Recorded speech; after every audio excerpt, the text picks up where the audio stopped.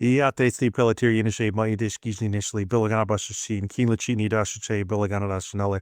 Welcome back to Res Ball, where Andy and I this time we were wrong about a lot of things with this Detroit Pistons squad in 2025, 2026.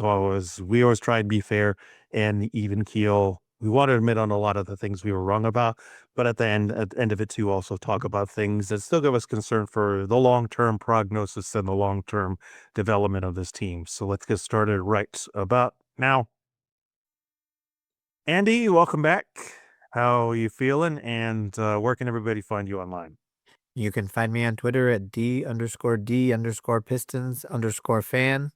Pistons are winning basketball games. I'm feeling pretty good.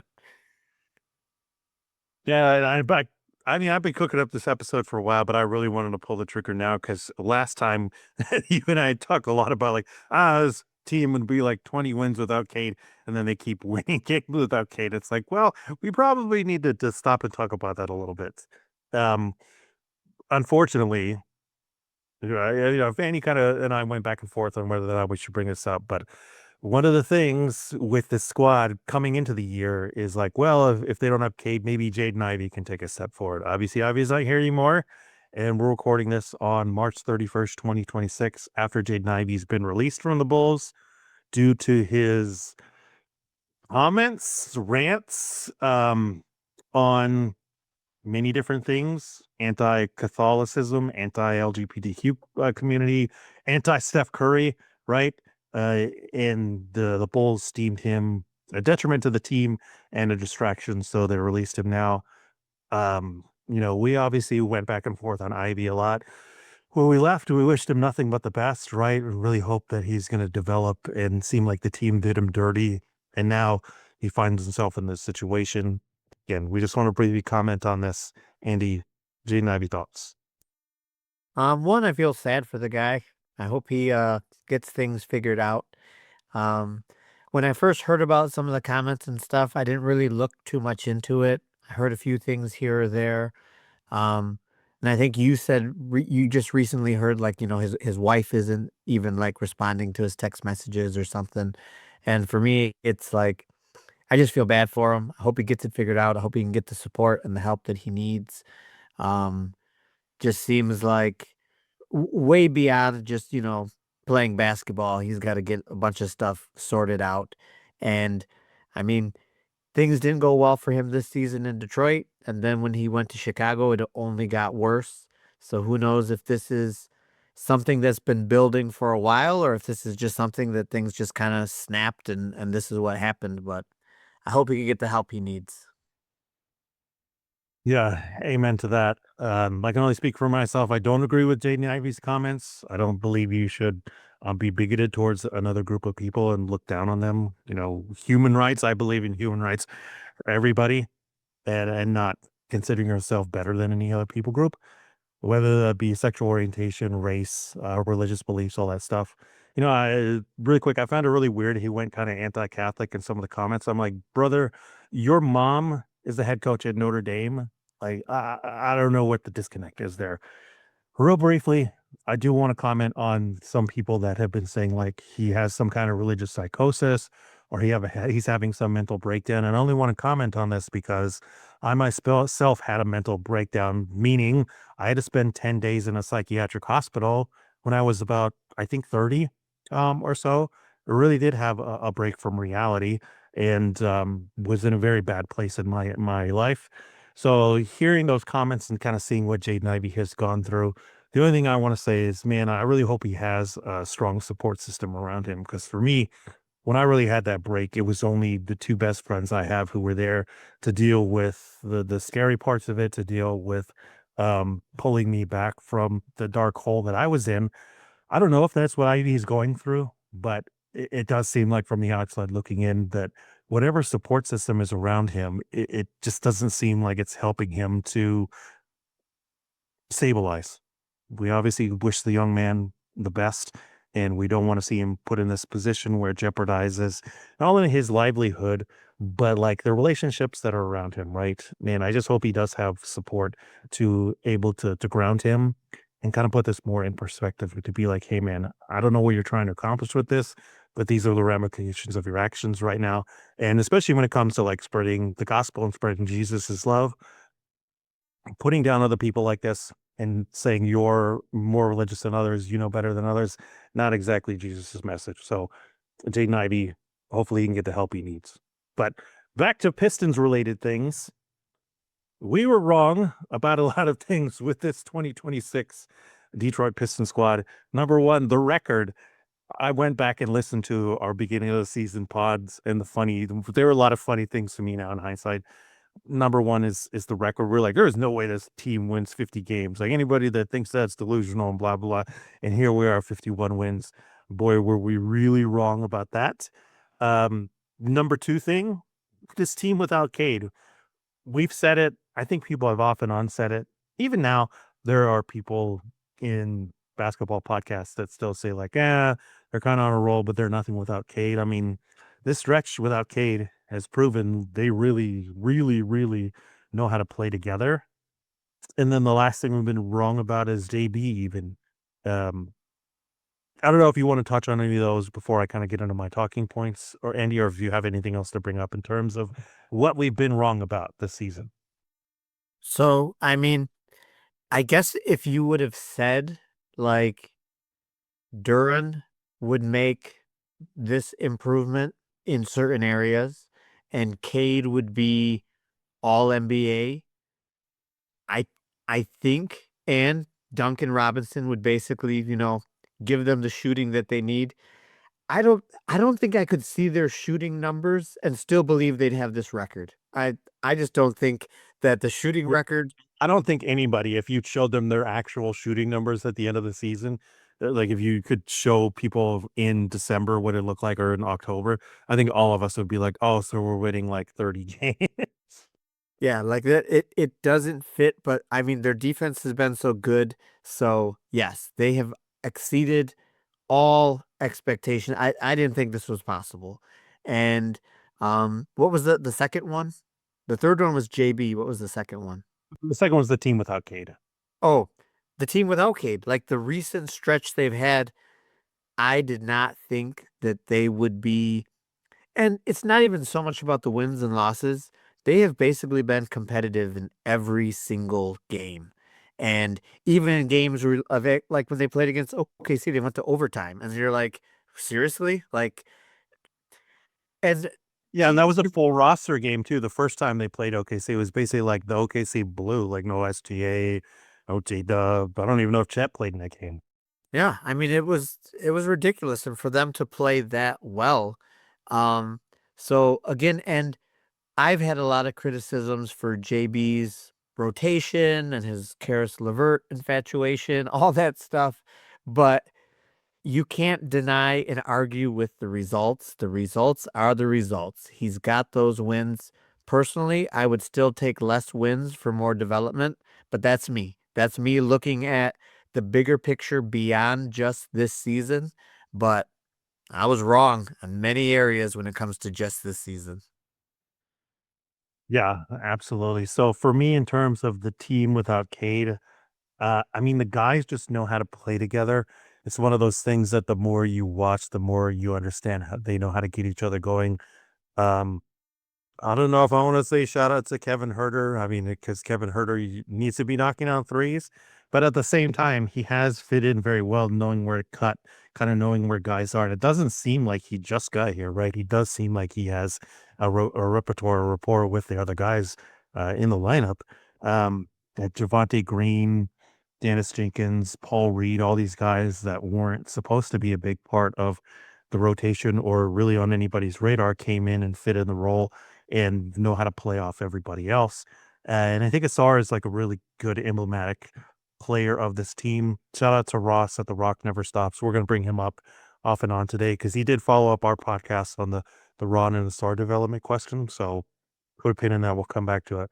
But Ross talked a lot about how like Asar, just gets everything going, and he's probably the second most important player on the Pistons, just in terms of what else he brings to the table, how he connects people on offense is unselfish, and then on defense, like just he does so much to be able to eliminate the other team's best scorer, be able to create easy opportunities for turnovers and stuff like that. So all these guys, like they just so committed to playing together. I don't know. It's. I hate using this thing of like, oh, this team really likes each other. It's a camaraderie and brotherhood, and it's like, yeah, sure. But I think you can say that about a lot of teams that they like playing together, but it doesn't always translate. But these guys, for whatever reason, it translates. I think because they're happy to play into each other's strengths and weaknesses, and they're happy to feed off each other's energy, which I don't think every team does. I think a lot of teams have like a one or two guy who just kind of goes, "Meh," no matter what anybody else. Like you could have Kobe Bryant on fire, screaming at this guy, choking out. Like the Nick Young is the good example of this, right? I remember when Nick Young got out of the Lakers, Bill Simmons was like, "What week is it going to be before Kobe strangles Nick Young?" It's like you can't change Nick Young no matter what it is. But this squad doesn't seem to have any of those kind of guys. Um, Specific points though, you've heard me talk about like this team needs the Paul Millsap to stabilize on defense and fill in the little things on offense. Watching this team without Cade down the stretch, I'm like, I think Paul Millsap guy is actually Tobias. I think Tobias is our Paul Millsap guy, right? Like the defense he's done from last season on Cat, the defense he pulled on Randall in that Minnesota game, as well as the scoring and stuff. It just seems like he's kind of been the unsung hero of like, hey, when we need something important on offense or defense that's there. So I do think Tobias, we should be celebrating more. And in terms of things we were wrong about, he's the guy that probably, save for a few Piston fans here and there, everybody was wrong about. I don't think anybody was like overly excited and thought he was going to be one of the linchpins coming into this. But man, he's just proven to be such a good scorer and a really good defender to stabilize a lot of things here. Um, Duran has put up big scoring numbers without Cade and post All Star break tonight, March 31st. He dropped 31 on the Raptors, right? Like I thought that would fall off. Granted, it's still got up and down. It's very much a roller coaster. He doesn't consistently do these things, but he still is able to pull them out without Cade when the team needs to be able to do this. I mean, tonight I think he shot some like 92% from the field. He was a perfect 7 of 7 from the free throw line. Absolutely, that's what you need to see from him, and he consistently will be able to do this from time to time. It's not just to drop the occasional 20. Now he's dropping the occasional 26, 31. Those things have been there consistently now.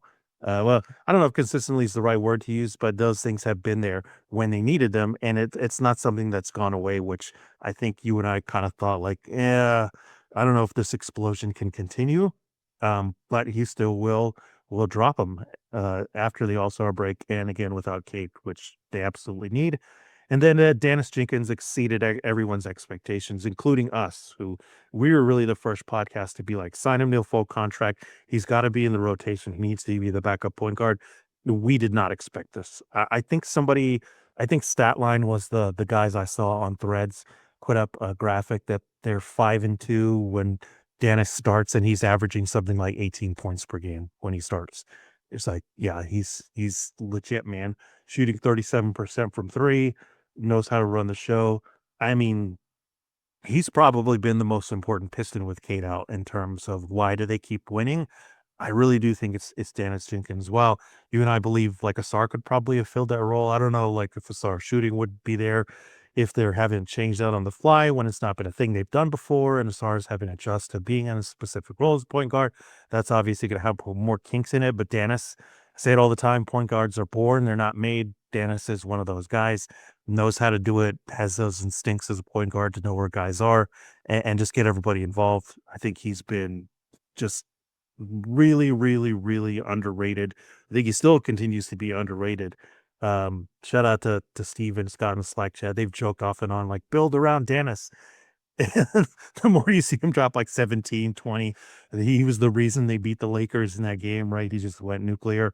It's like, yeah, he might be better than just, your average point guard. Seeing more and more love for him being the best backup point guard in the league. I mean, he's played fantastic. And then the last point is JB. and his coaching. I mean, this comes after the episode. We're like, he's not developing people, and we're still gonna say that today. But with JB Bickerstaff, the number one thing he's brought is stability. And after the Monty Williams and Troy Weaver debacle, that's the number one thing this squad needed, right? Was stability. Even though, again, we're gonna say that he doesn't prioritize development, what he does prioritize is the ball movement. I think that's a big reason why they continue to win without Cade. It's like, okay, you don't respect any guy here on this roster to be a number one guy. We don't really have a number one guy. Even tonight with Duran there, I think he took like 13 shots. He didn't take a lot of shots, right? But the reason why we're going to beat you is because you don't know where we're going to come from. And why I said Dennis is probably the most important Piston to keep winning without Cade is because he's the tip of the sword. He's the one setting it up. He's the one moving around and just being a threat. And while he's by no means a threat to score at the rim like Cade is, he's quick enough to be able to get by guys and then create those other opportunities and draw defensive coverages away in that regard. So JB has done a fantastic job of you don't have your superstar. All right, let's just share the sugar, spread things around, keep it moving, and whatever. Um, doesn't quite trust Ron and Asar, right? But he still has let Ron run wild in the second unit, creating easy turnovers, getting easy buckets and stuff like that. So what's why Ron will occasionally drop like 15 or 20 because AB's not getting in the way of nights where he's doing that. Um, and the whole ball movement thing, as the more I've watched them without Cade and the more they've been real crisp, like, I don't know if these are actual sets or if it's more of like a movement, motion-based kind of offense, but the more I see it, the more I realize, like, this is what they're running in practice. This is what's being implemented. I'm like, this looks like an actual counterpunch, right?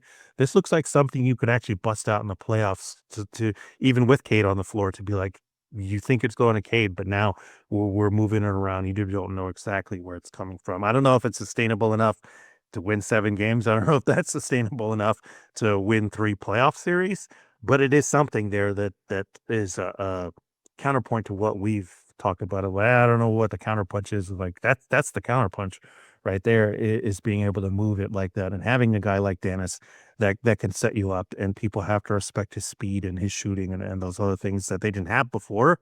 So I do think with JB being able to stabilize, lean in the guy's strengths, it's part of the reason why they continue to win. And the other part of it is, okay, we don't have a primary score. Fine, then let's just move it around and get the open shot and confuse the defense and not really know where we're going with this. Do you think there's a chance when Cade returns that he would actually stagger Cade and Duran a little bit in terms of trying to keep scoring? Or do you think JB will just do what JB does and You know the answer to this already. He's not going to stagger them, right? How often has Duran been on the court without Cade, not due to injury? yeah, no, he doesn't do that. But for me, it would make sense if you do have some bench lineups that struggle to score. It's like everything was relying on Cade, and of course Duran's out there. But it's like, hey, we can actually score with Duran as the focal point and people kind of working around him. Maybe we could stagger the two of them. But okay, we know that won't happen, so we'll keep moving. Yeah, again, we're supposed to be talking about what we got wrong, but I think it's probably time to transition into the second part of this, right? Do you want to bring up anything else in terms of what we're wrong about or what we need to acknowledge and celebrate? Man, I'm so happy to be wrong. Like I'm so happy with how good this team is. This is like I'm happy. Yeah, for sure, and excited because we don't even though we've been pessimistic about the playoffs, we still are like, I have no idea what's going to happen in the playoffs.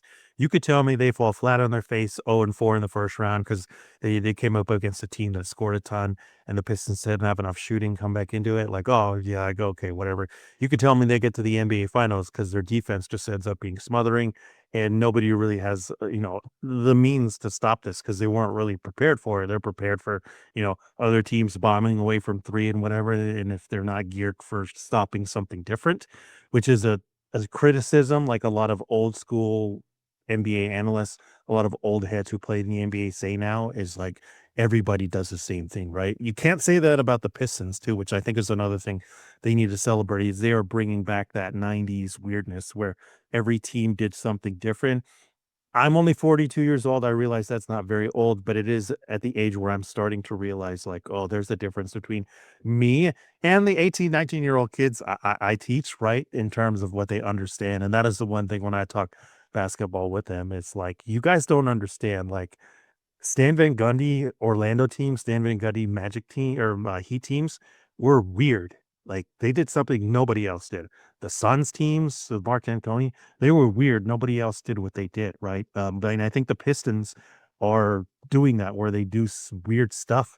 I don't know if the like attacking and transition on both ends is going to really translate to playoff success, just because it really hasn't in the last like 20 years. But again, they're doing something different, and that could create the opportunity to where nobody is prepared for yet because they're prepared to just play how everybody else plays. Yeah, because I mean, unless it's Duncan Robinson, they shouldn't be running out to the 3-point line. They should just let those guys shoot. Yeah, yeah, for sure. And I mean, at that point, you got to play Javante, Dennis, right? These guys that can get hot. Maybe they just get on like a Gary Neal kind of heater, right? And all of a sudden they have a playoff heat check. So while we're wrong about the season, shout out to Ross again at The Rock Never Stops. After our podcast, he had a great live stream talking about development and the things that this team and JB Bickerstaff and his squad, his staff, like just haven't done enough development with the guys, particularly Rod and Asar, right? And questioning things like what is a Fred Vincent doing here and what's kind of the next step here. And for me, where this came to is like, okay, we're definitely wrong about this season, but why are Andy and I still a little pessimistic about the team? The question is this. Okay, we're wrong about the season, but what from this season is sustainable? A bunch of different talking points here. I think I did five. Number one, Tobias, Tobias Harris and Javante Green are 33 and 32 years old. Related to that, Duncan and Karras are 31 years old. That's a big part of your rotation. Four guys in your rotation who are going to be 31 or older. Again, is that sustainable? Can you expect the 31-year-old, the 32-year-old, the 33-year-old to still be on this level next season? Oh, and the 33-year-old, by the way, is in a contract. You're right. He needs a new contract. Duncan Robinson is still the only shooter on this team, right? Sure, Dennis can do it, but that's not Dennis's primary option. Dennis is also a sink or swim shooter. I've seen so many Pistons people say it. Like one game, we're like, "Oh my gosh, he's trash. Don't ever shoot it again." And the other next game, we're like, "Give him the green light. Don't ever let him stop." That's just like who he is in his profile. He's not somebody that is like Duncan, where it's just like bomb from three, and he's still at 40%, even though he has his shooting slumps, quote unquote. Duncan Robinson is still the only shooter on this team. Oh, I didn't want to put this one in, Andy. Don, we all love Dennis Dinkins, right? We all love Dennis Dinkins, but he's 165 pounds.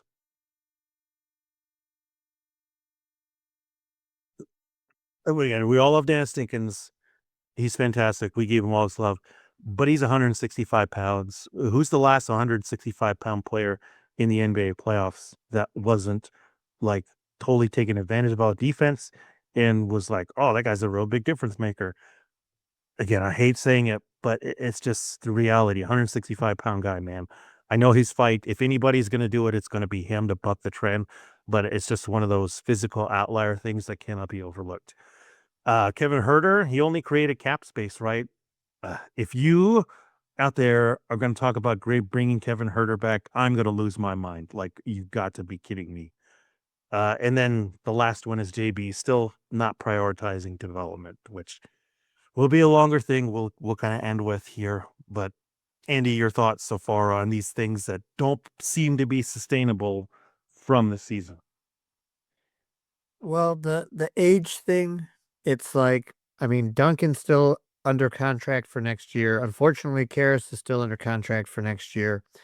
But Tobias and Javante, we could, re-sign them at hopefully, decent prices. And at their age, yes, you're going to have production dropping, hopefully minutes dropping, but I feel like that's something that you could sustain for another season. How much longer, then you have serious doubts. Dennis Jenkins with the size thing. I mean, we've already seen in close games if he's on the court, he's the one they're going after just because size wise. It's like guys can get the shot that they want. And he works his butt off on defense. It's not like he's trying to, it's just size. It's just a size thing. And that's what's going to. Yeah. And guys, if you're mad about that point, like we've heard all season people trash on Duncan Robinson. Duncan Robinson is like 55% on shot 6 feet and in when he's guarding somebody. Guess what Dennis is on shot 6 feet in? What percentage is Dennis giving up on shot 6 feet and in when he's guarding somebody? 60? Yeah, it's 60 or above. It's consistently all season been 60 or above. It's really bad. 60 is like a scouting report, number one priority. Anytime that guy's in the court, just drive at him because you know it's a bucket. Like nobody even takes you seriously. Yeah. And for me, that's why it's like he's a solid backup point guard because he's going to be in a limited role. And then you just try to minimize that weakness and maximize his strengths.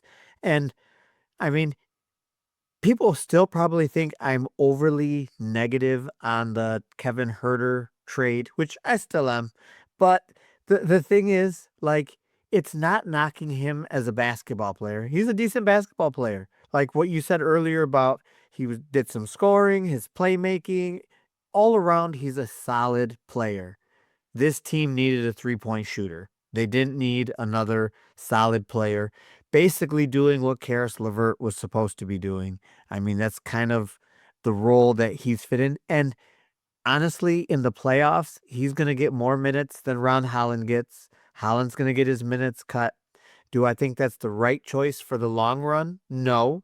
But for just this season, if you're looking at neither one of them are shooting threes, it's like Kevin Herter is better in terms of moving the ball, having less turnovers. I mean, basically, I wish Ron was doing what Kevin Herter was doing on offense, but Kevin Herter can't do what he does on defense. But if you're just saying for this playoff run, who gives you a better chance at winning basketball games? Consistently, I would say Herter. But there are times when Ron comes in and his impact just changes the game with what he does. But the problem is that doesn't always happen. There's some games where he's got 3 fouls in like 5 minutes, and we may not see him again for a while. But that's kind of where we're at with Ron in terms of his place in the rotation. Yeah, the Kevin Herter thing is driving me absolutely insane. He's shooting 25% from three right now, just on the Pistons. He was 204 tonight. So you're like, oh, it's going to improve his 3 point percentage. Well, now he's finally made 23s on the Pistons, and he's taken 76 threes. 20, 20 of 76. Let's see what that is. It's probably like 23%, right?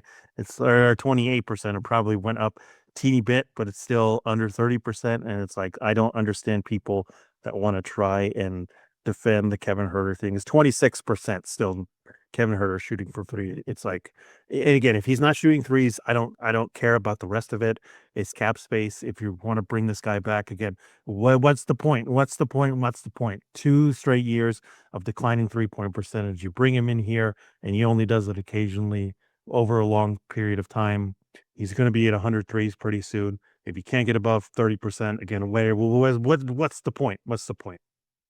Yeah, I I agree with you. I mean, it's just for me, it was just Levert insurance in case Levert he was having his vertigo and other issues and stuff. And but now it's made the rotation once again wonky. I didn't get to see the game tonight, but Javante Green didn't play very much after starting and being hot in the last game. So and maybe they were like, oh, we're gonna play him a lot last game and we won't play him this game. But again, that just gets back to the rotation that I don't understand. But we're winning games, so I can't complain. Yeah. So one thing I forgot to mention is this will go. I guess this fits into the last point with JB not prioritizing development. And again, shout out to Ross. Rock never stops. Go subscribe to his YouTube channel. Does fantastic live stream. Like he'll actually answer your questions in there in the live stream too. When Ross was talking about Dana or Karis and Herder, somebody was typing vets like in all caps, a bunch of exclamation points, and Ross is like, I know JB loves his vets, and it's just like I do think that kind of is what it comes down to, and why the last point is JB not prioritizing development. Like, I think the reason why you bring in a Kevin Herter after 2 straight years of a declining three-point shooter, after being on a Bulls team that's going nowhere, after utilizing him again to create salary space and not wanting to pay Ivy, and having that cap hold on him. And then you, the coach, are like, all right, I'm going to play this guy more than my number 5 overall pick. Number one, it's not prioritizing development. And number two, it's clearly indicating like you will just play vets, even if it's not the right decision to make. Um, Other things of JB not prioritizing development. They need a Tobias replacement in 3 months. 3 months from now, June will be over. Free agency starts. What's their plan with Tobias and the power forward spot? Are they just going to do that one more year? Like, really? Is that was 34 years old? I hate saying this also, but Tobias is already in a production decline. Look at his numbers from last year. Look at his numbers from this year. Look at his numbers before he signed with the Pistons. Look at his numbers now. They are on the decline. Yes, part of it is that they're not asking him to be, you know, even like the third scorer, right? They're not giving him usage. They're not giving him shots and on those opportunities, sure. But still, this is a 33, going to be 34-year-old player with declining production. In 3 months, what's the plan? I put Aaron Gordon has to come after Paul Millsap, right? Again, using my Denver analogy, once they figure that out, and once Paul Millsap was literally 40 years old, they're like, "Oh, we gotta get somebody." They signed Jeremy Grant, so that's the other thing. I'm like, at least find a Jeremy Grant out there, right? There has to be some kind of plan to find the guy that fits this role, who's younger, more athletic, and better at that role. What's the Tobias replacement plan? And not even just like, okay, say they're not going to do it this offseason. Again, what's the plan at power forward? You're not really playing Ron there. You play Javante Green more there. Again, the whole JB with vets thing. I don't get it. What's the plan of power forward? And then Bobby Clement, forget it. He's missing. He's on a milk carton somewhere. They didn't even consider him anymore, right? I think the bigger. Well, I'm gonna flag that one real quick because I did want to bring up a comment I saw in Ross's his chat before I forget. So Ollie B99, shout out Ollie B99 in Ross's comments, says one more thing about them possibly trying to get guys on cheaper deals. Cause this is something Ross brought up of like maybe they're not playing a SAR as much. Maybe he gets yanked sometimes. Maybe Ron is low key in the back because they're trying to sign these guys to cheaper deals, which I hate this theory, but here Ollie B99 out here. One more thing about them possibly trying to get guys on cheaper deals. Asar is very much at risk of not being eligible for an all defensive team because he hasn't played over 20 minutes in enough games. A lot of those are due to JB not playing him in fourth quarters during a blowout, so he'll end the game with 18 to 19 minutes. Most coaches make sure their guys in the running for awards get their 20 minutes, or the couple times he's benched Asar for the whole half. He needs to play every game for a whole half there, he needs to play every game the rest of the season to qualify now when he would have to just at least 6 to 8 games under his belt for injury or rest. Just interesting. I thought that was a great point of like, oh, if I'm a Stars agent, like this is something that's got to be on my radar because it's like your decisions as the coach, again, not prioritizing development for being like, we need to win these games. We're not developing in this time. We want to play Javante. We want to play Dennis. We want these other guys who fit the matchup better, quote unquote, is taking this opportunity.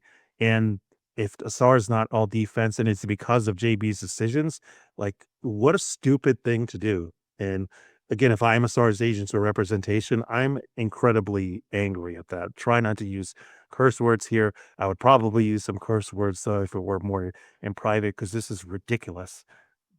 Probably as far as what, like a top 5 defender in the NBA, and then if he's not eligible to win because you didn't play him enough, like, that's a relationship ruiner, right? That's something that would be a really big deal for a player in his representation, right? I mean, you mentioned earlier that he might be like the second most important player on the team, and he's averaging 26 minutes a game. I mean, what teams would you say like their second or their third best player like has such a limited role? Yeah, That's Duncan Robinson's playing more minutes than him. I love Duncan. I mean, I rock with Duncan all the way back into college. I was there with Duncan at Michigan, but Duncan Robinson should not be playing more minutes than Asar Thompson in any world. I mean, I've and Duncan's minutes have come down, and I thought Duncan would even have more minutes than he currently plays just because he's the only shooter on the team. But just Played 37 minutes tonight, and Asar only played 26. Like, what are you doing, man? yeah, like it doesn't make sense. And even like we've talked about, if he's the second or third best player on the game, it doesn't make any sense closing games. You'd be like, yeah, we're gonna pull him out for this possession or that possession. Even even if you think you're going offense for defense or whatever you think you're doing, it's like if this is your team for the future, if this is the guy you want to give a contract to be on this team for the future, you need to be able to, as a coach, to make this thing work, that he's on the floor to close those games. Yeah. The whole thing of like defense or offense, if you're pulling him late in games because you're like, he's a liability, he's a shooter, you're the one that created that problem, idiot. Like, right? You can do something to fix that, right? You can put him in those situations early in the season too to be like, hey, let's see if it still works out. It doesn't make any sense when you're the one holding all the cards and you created these kinds of situations because you're not going to play veterans. So I'm not prioritizing development. Like, these are the things that end up happening. Again, unfortunately, that the whole thing with the SAR hopefully doesn't end up being the case, but if it does, it's another byproduct of not prioritizing development and doing these weird things that don't make any sense that a vast majority of other coaches on a rebuilding squad with a bunch of young dudes like this, even when they got a number one position, still find a way. I mean, it pains us always to use Boston, but, like, Boston finds all these minutes for Hugo Gonzalez, they find all these minutes for, like, a Baylor Scheierman. Are they any good? I have no idea, but they want them to be good, and even in this year where they're like, "Hey, we could still make it to the NBA finals," they just threw everybody away and said, "Hey, let's give these young guys, this. We're gonna sink or swim," but at the same time, they have a plan going into it knowing this is the guy, this is what we think he's capable of, and for Hugo in particular, he's a terrible shooter, like, he never really shot that well at all. Warriors still not that great here, but they're forcing him into that role because they know his defense is really well. He's another indicator for Asar of, like, a guy that leans defensively. What does it look like when a team has a plan for him developmental wise and will put him in a situation that maybe they know right now he doesn't succeed at, but understand long term, like this is how it's going to play out. And eventually he's going to be at least a capable shooter. Yeah, that I agree, man. Oh boy. So, the center position is what I want to end on with this JB not prioritizing development. Um, I mean, this is criticism. I guess I don't know if necessarily criticism with part of this, but it is concerns with both Stu and Durham. I mentioned it briefly last time that the whole center position, it's like they're setting us up to where they're paying two guys for one whole complete player. Durant's passing and shot blocking have regressed significantly, in my opinion. Um, Stu doesn't take threes, and what does he exactly he do on offense? Like, does anybody guard Stu? I know we haven't seen him for a while. I don't want to frame it like that. Like, I expect him to show up on my door tomorrow trying to beat me up, and I'd be like, "Yeah, that's fine, man, but tell me why you stopped shooting threes. Like, sure, beat me up, but that's still not going to change the fact that everybody calls you trash because you're not scoring or doing anything. Like, bro, come on, you're the one that says keep it real. Like, go watch the film, man. Go hear what other people are saying about you. Why did you stop shooting threes? Break all my teeth. You're still not taking any threes, man. Um, Ross also in his stream mentioned the Globetrotter. He and some of the other people were like Globetrotter passing when it came to Duran, and immediately I was like, I see all the behind the back stuff. I see the fancy stuff. Uh, I don't understand why that keeps happening. Uh, yeah, I don't know what else to say with the Globetrotter passing other than it's there. And if you see it, what is your reaction to it? Because mine is always like the meme of I think it's from Schitt's Creek where what's his name? Dan Levy is like rubbing his forehead like or there are a couple of them like that, right? It's just like every time I see it, it's like that. Um raw 3 blocks, 3 blocks now separate Jalen Duren and Paul Reed. There's a 3 block difference. We are in danger, legitimate danger, of Paul Reed finishing the season with more blocks than Jalen Duren. What's the Four difference in blocks. minutes? Oh, it's like 1,000. It's like it's making that much. It's like 500, 600 something. It's huge. Um, Again, 3 blocks separate B-ball Paul and Jalen Duren. There's only a 3 block difference between the two. 4 blocks separate Jalen Duren and what other Piston? Piston with a lot of blocks. Asar, Nope. Cade. Cade Cunningham, 4 blocks. If Cade comes back, we're in jeopardy of Cade Cunningham, his point guard, beating him in blocks. Again, these are just I understand blocks isn't the only measurement of defense, but any other center in the league, any other center in the league, any other center in the league. Think about it. All those other teams we hate as Detroit fans, Embiid, Jokic, any of these guys, if any of them finish with less blocks than their point guard, if their third string center is like right there neck and neck with them and possibly can beat them in any statistical category, you would be trashing them and calling them garbage and just having all kinds of insults for them. This is a big deal, man. And then Isaiah is again a little painful because he doesn't really have control over this, although low key, I'll kind of maybe say an unpopular opinion about this. Is Isaiah Stewart ever going to finish an NBA season healthy? Last season, he made it to 72. He only missed occasional games here and there, but then immediately got hurt in that first Nick game. So it's like, oh man. And then the season before that, he got hurt in like early March. The season before that, go look at the logs. He got hurt in February. 2 straight seasons he didn't finish. Now this season looks like he got hurt in March. And for me, I'm like, don't bring him back right now. If you play him now with only like, what is it, like 7 games or whatever, like, what's the point? Keep that man on ice, chill him out, bring him back in the playoffs. It is becoming a thing now with Isaiah Stewart not being able to finish out a season healthy, man. 3 out of the last 4 years, not getting past March should start to be a concern. And my last point is why is all of this allowed?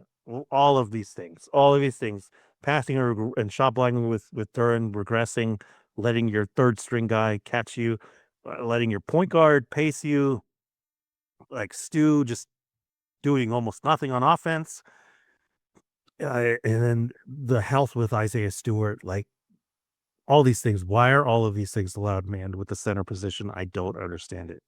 And if you want to look at something again, long term of like what can come back to bite him. These things, this here at the center position, you can either have one guy in running for defensive player of the year and Stu, who can't finish the season and doesn't really do anything on offense because he didn't develop him to do anything on offense.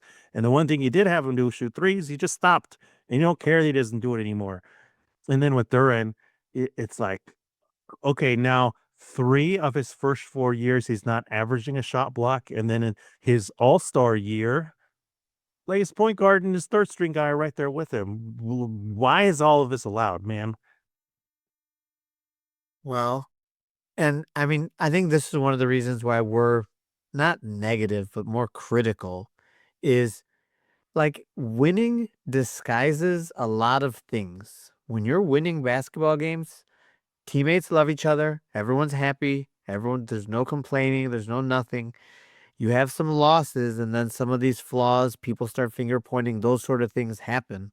But I think, I mean, the team is winning, so I think that's where a lot of it is like, well, it's okay. And the problem is, like, yes, we're winning games, but we want to win in the playoffs. We want to win in a title. Like those additional steps, these things we're talking about, will be the difference between winning a championship and just having a good team that has a good record, makes decent playoff runs. But it's like these are the little areas that it's like, no, this is what has to improve. Yeah, and I mean, from the center position, it seems like they're setting up to pay Duran, right? After that, they got to pay Asar. It could be this offseason where they're locked into this. So, any of you all that want more shooting, kiss that goodbye unless Duran magically becomes a shooter, unless Ron and Asar really turn it around, right? So, they're locking themselves out from that.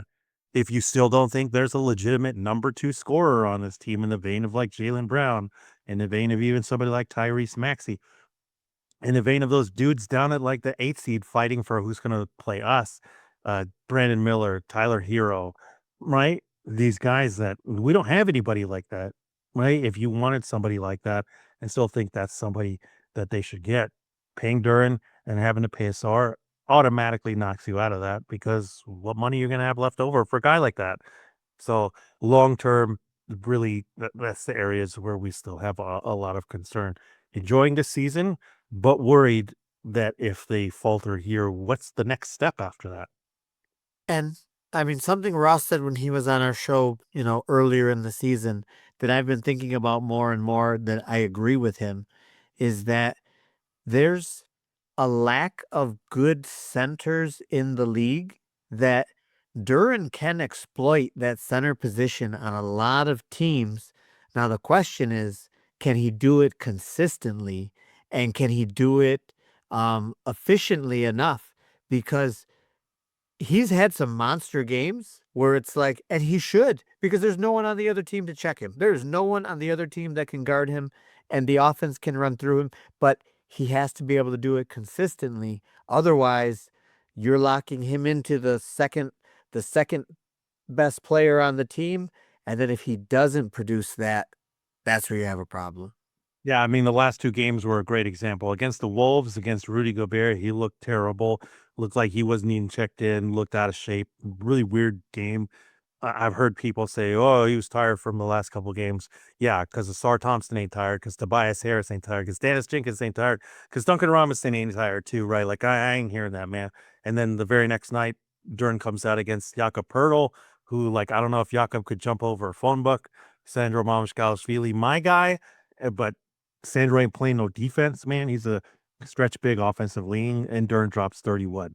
He should. We would like he should drop 31 against those guys, right? But you and I would like that he drops 20 against Gobert and he drops 20 against these guys, right? That's really what we're looking for because he's capable of doing it on both nights. We don't care about 35-year-old Rudy Gobert, right? Duran young enough, athletic enough to be able to give him 20.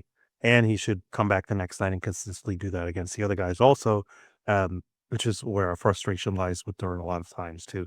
We like the explosion, but he'd be more impactful if he was more consistent because his physical talents and what he can do on the basketball court screams that, man, you can do this night in and night out. It is a bit coming with effort and stuff.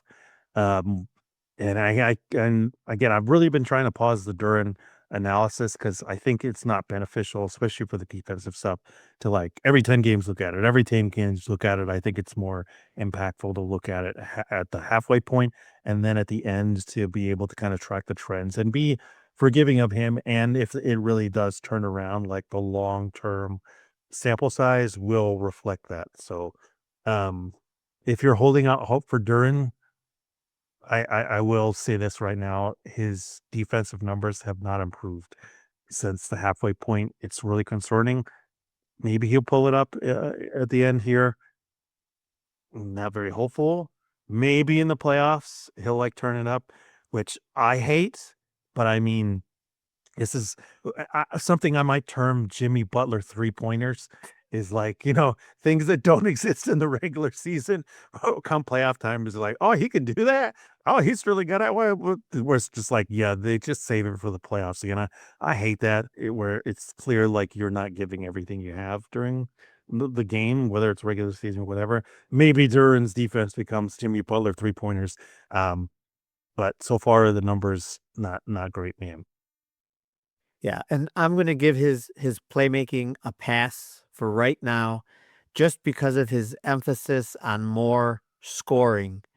But if he can add back some of that playmaking and his passing and maintain his scoring for next season, that would be such a big addition. But again, for him, the deciding factor is going to be the defensive end. Because if he can bring that up, then he becomes a very good player. Yeah, and honestly, like I probably excuse him for all the playmaking stuff too, because it's clear it's not him that stopped it. Again, goes back to the JB thing. It no longer became a priority to develop him as a playmaker, which I think all of us agree, whether or not we liked her or not, that's a gigantic mistake. It just turns him into not necessarily a one trick pony, but a much more limited player than somebody who's capable of averaging like 3 to 4 assists a night, which seemed to be something he was on track for. But again, JB just didn't prioritize that development. You have anything to add before we get out of here? I'm happy this team keeps winning, man. I'm happy this team keeps winning, and I'm looking forward to the playoffs. I'm looking forward to seeing Cade back on the court again. Hopefully, everything is good for him to be back on the court. Don't want him rushed back in any way because having a healthy Cade is more important than getting him back right away.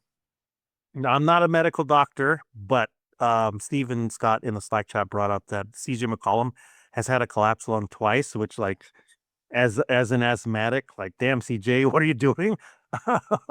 What happened? So and in those when I looked at it, he was out for like 2 weeks, 4 weeks. So it's like, oh, it's not as bad as I thought it was. Again, me being an asthmatic, hearing about a collapsed lung, I'm like, oh, so he's gonna die then. So it's not as bad as what we all thought it was gonna be. With Stu and K2 with their injuries right now, I'm like, just put them on ice, man. Bring them back out in playoffs. Even if they're healthy now, like don't risk it, man, because we really want to see the full roster in playoff time. And you built up the number one seed.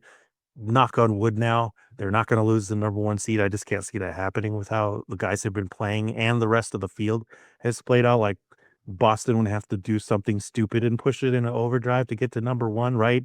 They kind of built up already enough of a cushion. So yeah, just let them rest. Let the guys lock down the number one seed, and then we'll see Charlotte, we'll see Miami, we'll see Orlando, whoever it ends up being in the playoffs. Yes, sir. Yes, sir. I'm excited for some playoff basketball. Yeah, for sure. I'm really excited to see what that matchup is going to be. Mm, I really want the Charlotte matchup to happen again just for all the chaos that it will bring. And also, I think that's one of the better barometers. Well, the Heat also, but I think Charlotte's a better barometer. Number one of things like Stu, like, hey, can you behave yourself when we already know you want to choke these guys out and they're going to do everything they can to needle you and get you kicked out of the game? Can you handle that? And also, Charlotte being super high powered offense, like the way Detroit plays, is it enough to either keep up or stop the super high powered offense, right? I think it's a fantastic matchup and would be a really cool series. And also, I want to see some fights, man. Please bring that back.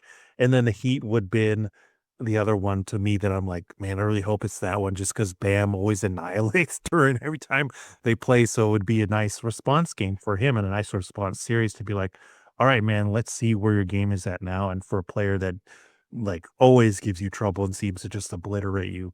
Number one, does it really end up mattering in a 7 game series? And number two, like, are you actually improving to not get the 83 dropped on you, man? See, it's funny. You're like looking at the playoffs to be like a test to see like what this team can do. And I'm like, just give us the easiest first round we can. Give us an easy second round. When we And third round, when we get to the finals, if the other team star is hurt, I'll take it. Like, just give us a chip, give us a trophy. Like, it's okay. I won't be critical of how we get there. Who could they face in the second round? Because the first round, I mean, you want the Orlando matchup, obviously, right? Orlando's the one where it just seems like the Pistons squash them every time, right? Um, but who would be in the second round? Would it end up being the Raptors, or who's the other one in 3-4? The Knicks? I guess it would be one of those I guys, right? really like the Knicks. Knicks would Yeah. be good to play again too. I'd like to play Yeah. the Knicks. That would be Yeah. Yeah, good. for sure. Again, a good barometer of like, okay, let's see where you were last year. Again, cross your fingers, pray to whoever you believe in your faith that everybody stays healthy. So that's Yes, sir. the number one priority now. Andy, let everybody know where they can find you before we get out of here. You can find me on Twitter at D_D_Pistons_fan. Yeah, thank you so much for listening to us, and we cannot wait for playoff basketball to start. I have no idea what the show is going to be in between now and then. I feel like we've exhausted all the regular season points, and maybe we start to move into kind of season reviews and a little bit of playoff matchup. And maybe it is something of like that, of like looking at Orlando, looking at Miami, looking at Charlotte to get an idea of like, hey, if we face them, what's this might look like? What might be the priorities be? So we'll come back to you with something hopefully interesting next time. Yeah. Thank you so much for listening to us. We'll catch you next time. We're going to